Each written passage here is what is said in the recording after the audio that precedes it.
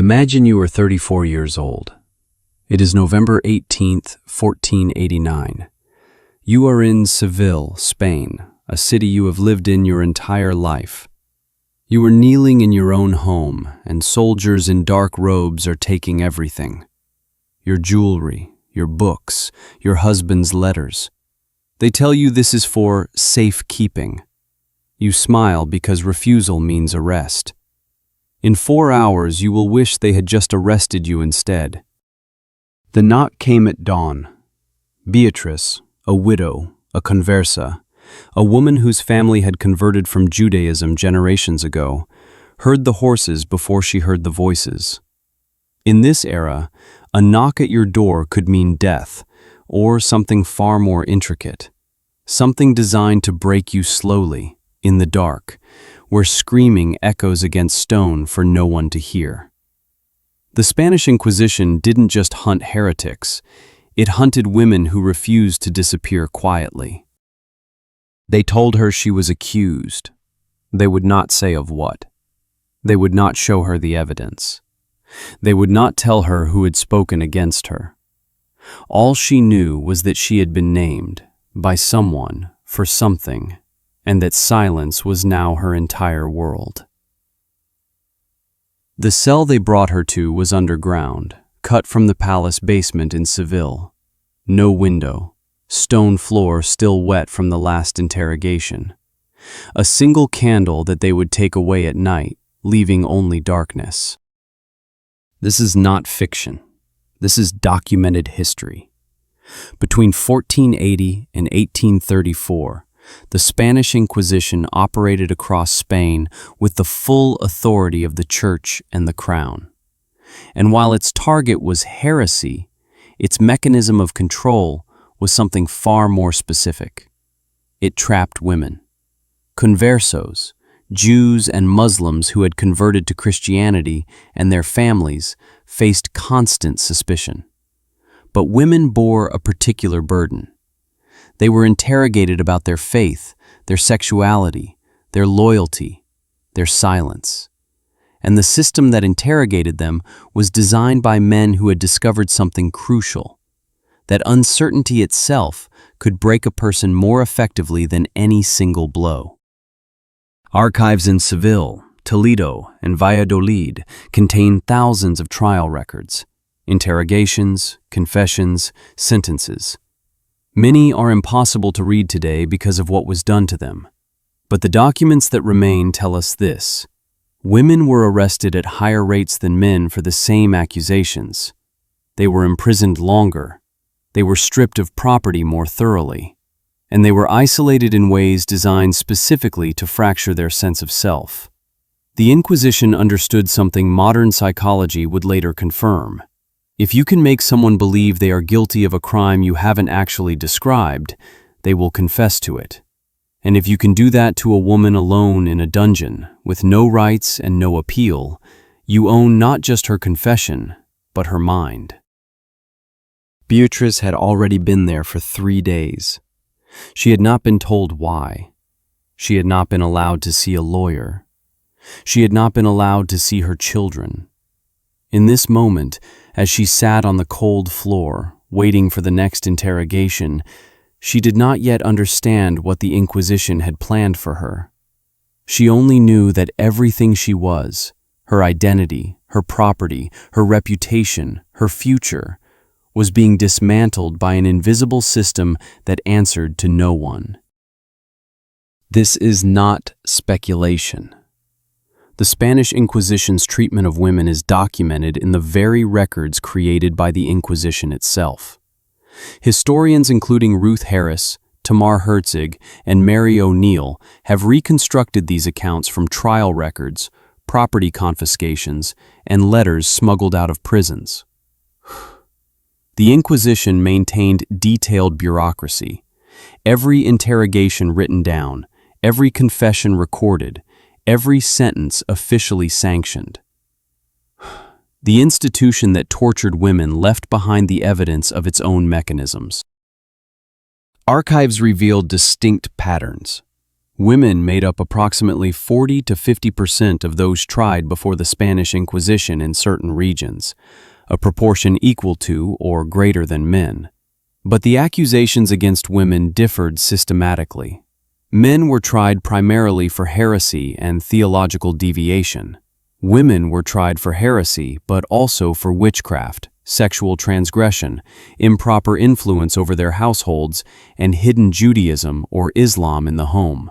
They faced dual suspicion, as religious deviants and as women who possessed dangerous authority in their own families. The Inquisitors themselves left a trail of testimony. Manuals of interrogation survive, including the famous protocols from Tomás de Torquemada's era that outline the psychological techniques to be used on different types of prisoners. For women, there were specific strategies: isolation from family, threats against children, constant uncertainty about charges, and the presence of male authority figures designed to provoke shame and submission. These techniques were not accidental. They were codified. They were part of the system. Why are these records often forgotten? Because after 1834, when Spain officially abolished the Inquisition, much was destroyed.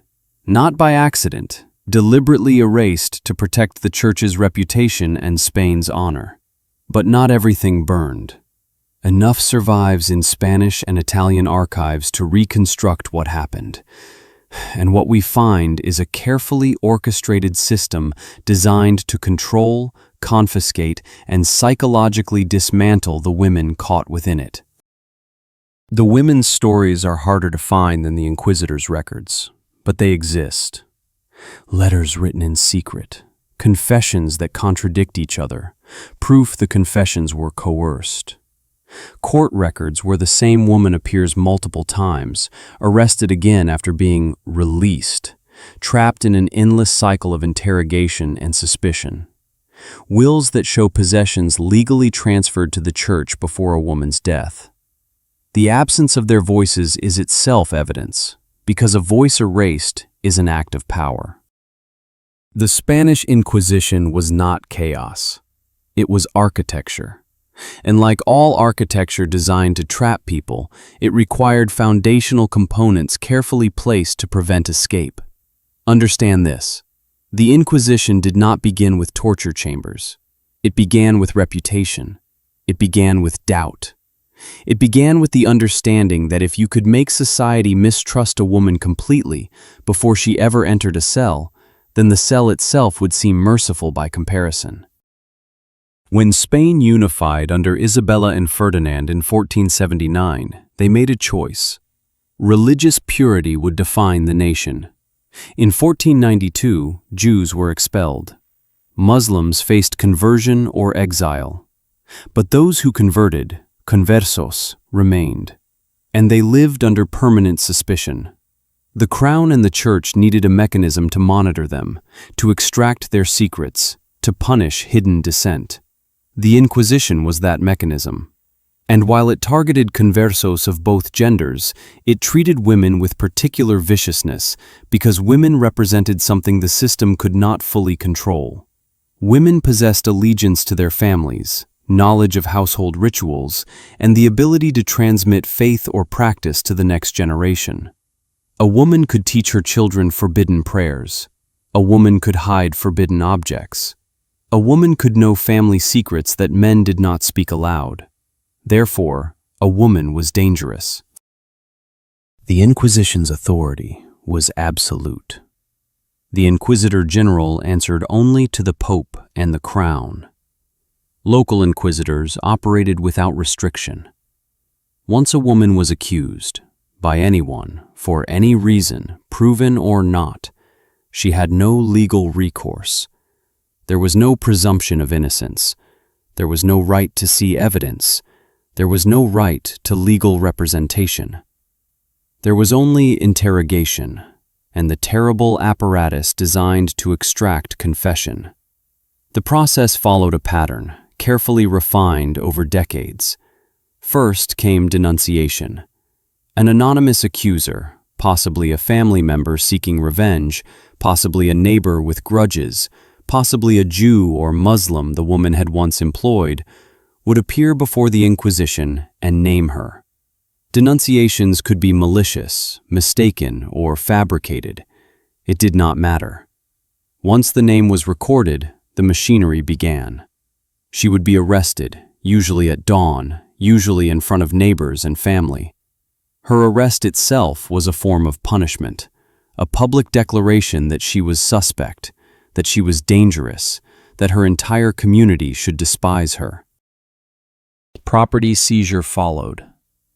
The Inquisition did not just imprison women, it seized everything they owned: land, jewelry, cash, businesses, dowries. Property was sequestered into inquisitorial custody pending trial.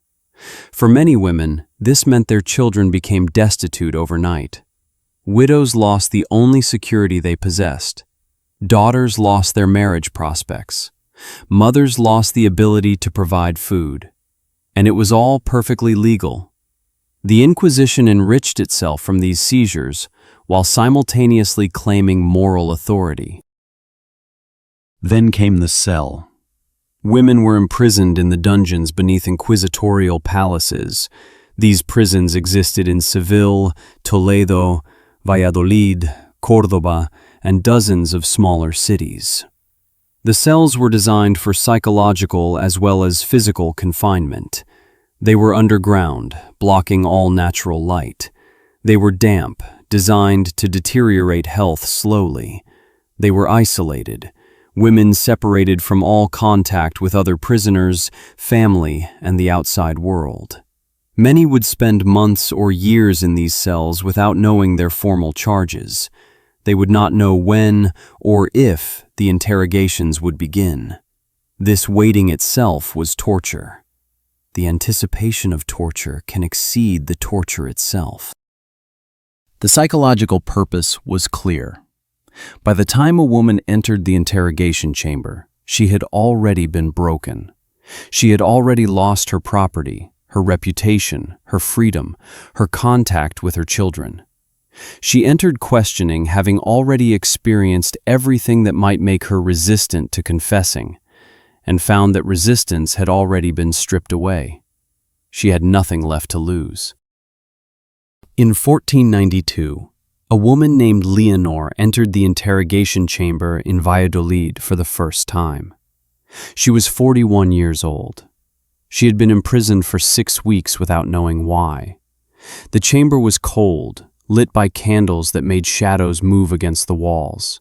The inquisitor sat behind a wooden table. A scribe sat beside him, recording everything. A guard stood at the door. She was not chained, not yet, but the implication was clear. The inquisitor smiled. This smile was part of the system.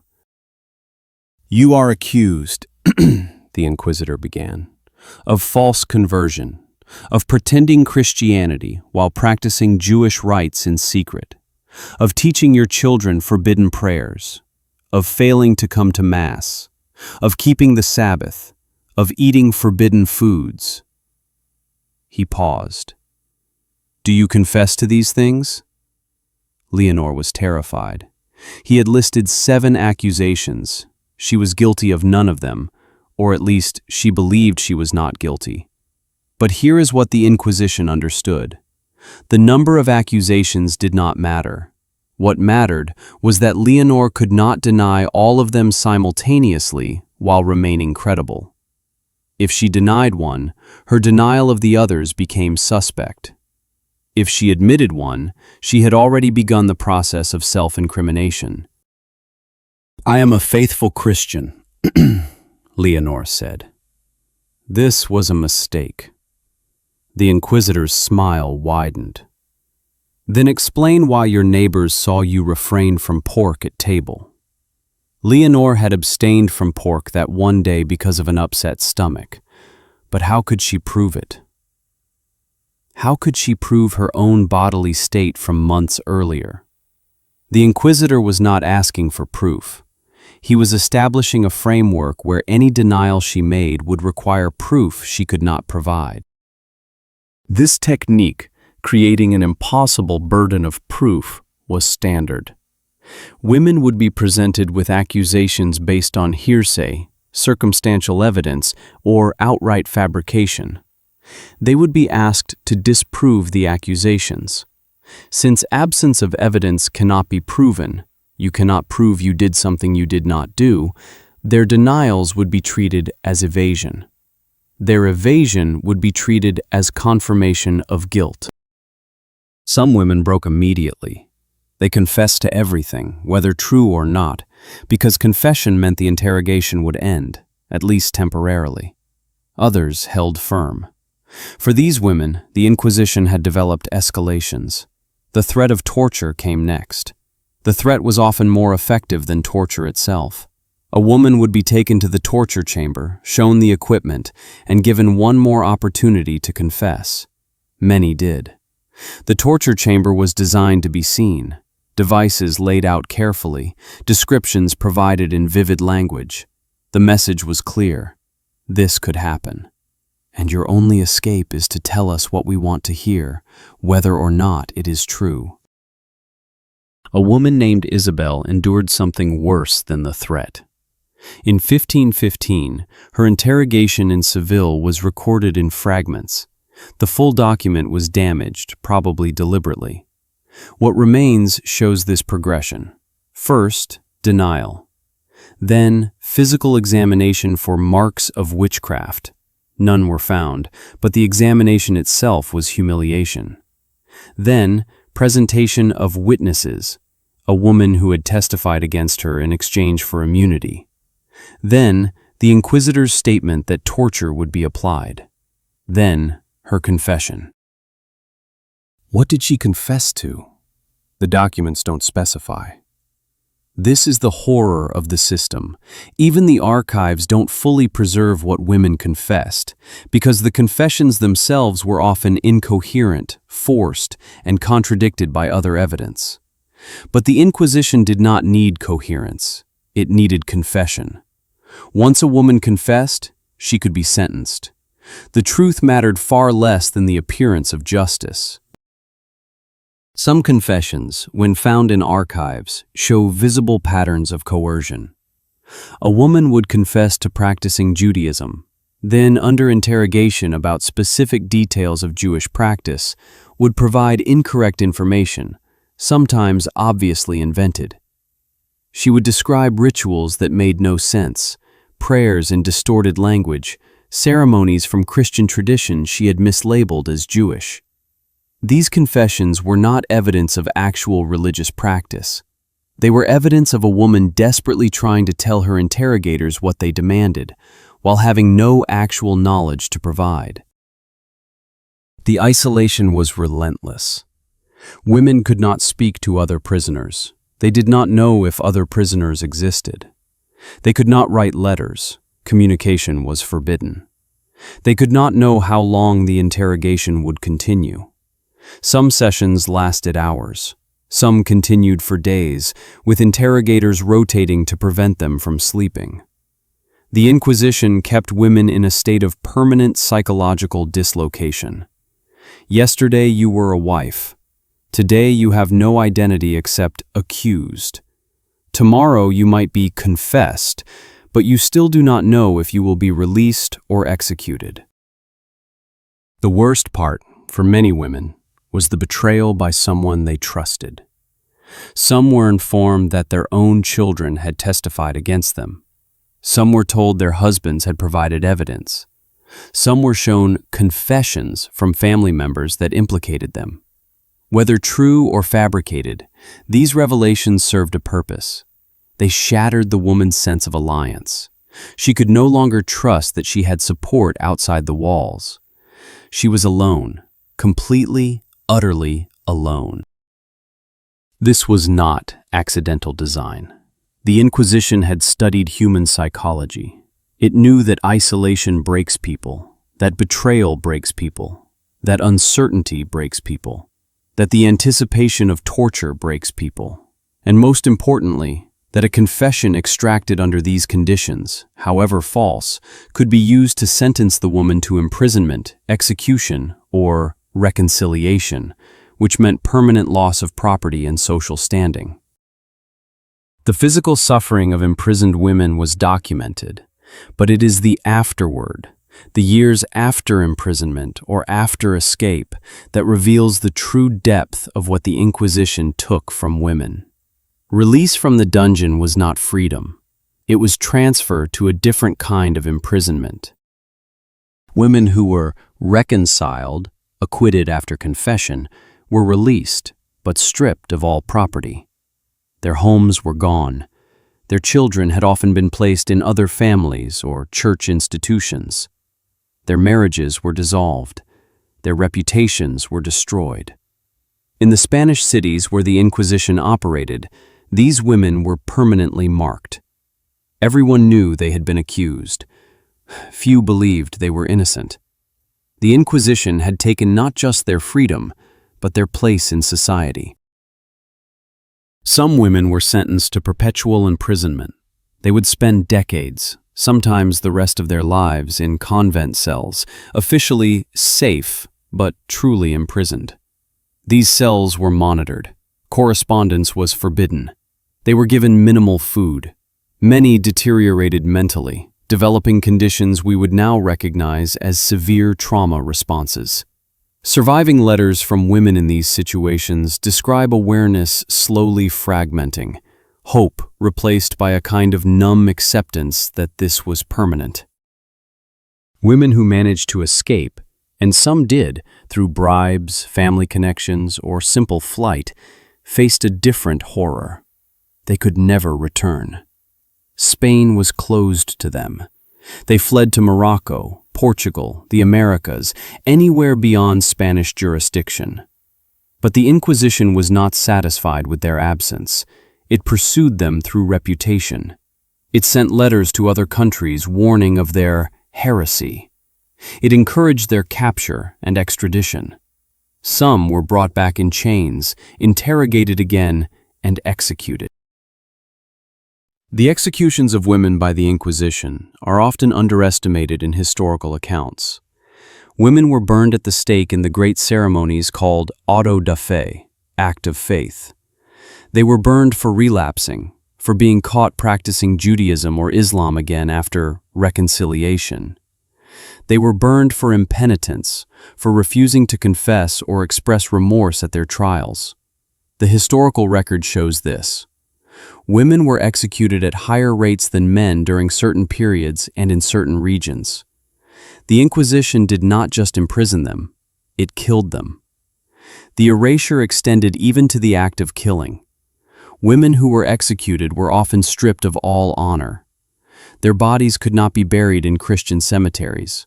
Their memory was to be expunged. The Inquisition issued decrees that their names should not be spoken, their stories not told. In some cases, families were forbidden from acknowledging they had ever existed.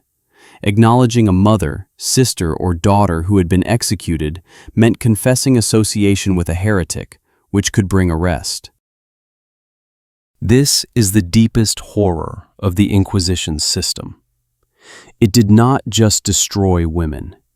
It constructed a system where their destruction could be considered justice, where their erasure could be considered mercy, where the society that witnessed their torture and death could claim innocence. The Inquisition was never, in its own eyes, an instrument of cruelty. It was an instrument of purification. And women who resisted this narrative, women who refused to disappear quietly, were not victims of oppression. They were threats to the faith. They deserved what they received. But the women did not accept this narrative. Evidence survives of secret communication among imprisoned women, of mothers passing messages to children despite the isolation, of women smuggling letters out of dungeons through sympathetic guards or visiting priests. Some women refused to confess. Some women recanted false confessions publicly, at their own executions, declaring their innocence as flames consumed them. The Inquisition silenced these acts of defiance, but it could not erase them entirely. The archives preserve fragments. The challenge is in understanding their significance. The Spanish Inquisition was not hidden. Quite the opposite. The auto de fe ceremonies, the public burnings, were attended by thousands. Entire families arrived as if for a celebration. The church provided grandstand seating for nobility and clergy. The crown's representatives watched from positions of honor. This was not secrecy. This was spectacle. This was society witnessing what was done to women and choosing to participate in the machinery that did it. Who enabled the Inquisition's treatment of women? Everyone. The Inquisitors, certainly, men who had studied theology and law and had determined that women's suffering was justified by spiritual necessity. But also the bureaucrats who recorded the trials and the confiscations, the guards who transported women to dungeons, the doctors who examined women's bodies, the priests who heard false confessions, the neighbors who provided denunciations, often motivated by grudges or desire to seize a woman's property, the families who inherited confiscated estates, the church hierarchy that sustained the system through theological justification, the crown that granted the Inquisition authority, and the ordinary people who attended the executions, who watched women burn, who applauded or stood in silence. They were complicit too. They participated in the collective agreement that women who could not prove their innocence deserved to die. They lived in societies where a woman could vanish at dawn, and by evening her neighbors would rationalize her disappearance as necessary. They constructed a narrative where the Inquisition's cruelty was transformed into duty, into righteousness. What is striking about inquisitorial records is how the system protected itself. Inquisitors who used excessive torture were rarely punished. Women who appealed their sentences had no mechanism for appeal. The Inquisition was final authority. False testimony went unpunished. Confiscated property was kept by the church, regardless of conviction or innocence. The system that removed women from society had no accountability to that same society. It answered only to Rome, and Rome wanted results. When women's families attempted to restore their reputations after execution or imprisonment, they faced bureaucratic walls. Petitions for restitution were filed and lost.